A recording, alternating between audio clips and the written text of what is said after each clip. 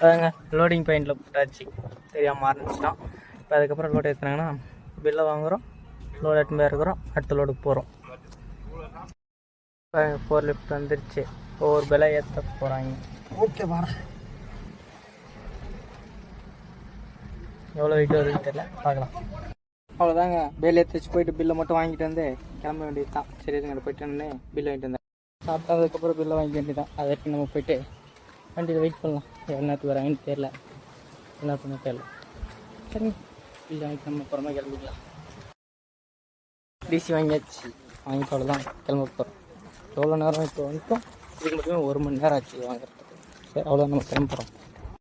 அவ்வளோதாங்க கிளம்பியாச்சு. போயிட்டு இறக்கிட்டு ரூமுக்கு போய் சாப்பிட்டு அப்புறம் அடுத்த லோடு கிளம்பிட வேண்டியது தான். அடுத்த லோடா அவ்வளோதாங்க, லோடை இறக்கி வந்தாச்சு. இப்போ லோடை இறக்கிட்டு அடுத்து திருப்பூர் லோடு இருக்குது, கன்ஃபார்ம் பண்ணிட்டாங்க. சாப்பிட ஓரளவு சாப்பிடலாம். இப்போ போய் முதல்ல இந்த 5 பேர் இறக்கிட்டு திருப்பூர் லோடு கன்ஃபார்ம் பண்ணிட்டு வந்துட்டான். போய் சொல்கிறான் அடுத்த கம்பெனி நம்ம லோடு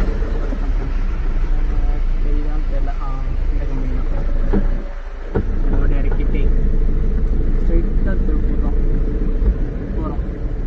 ஃபன் பண்ணுறோம். பக்கத்தில் ஒருத்தன் உட்காந்துட்டு கம்மு சைலண்டாக வரும்.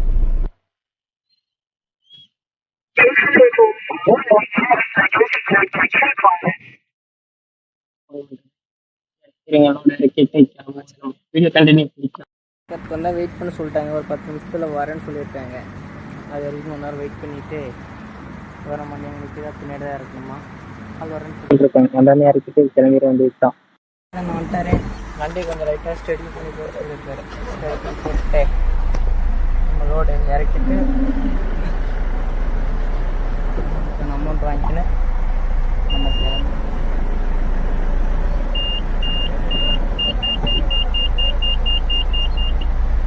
லோடு முடிச்சாச்சு. நெக்ஸ்ட்டு திருப்பூர் அவ்வளோதான் கிளம்பிட்டோம்.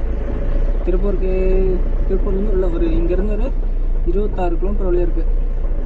சரி நம்ம போகிற வழியில் அப்படியே வீடியோ பண்ணிக்கலாம். ஸ்டேடியம்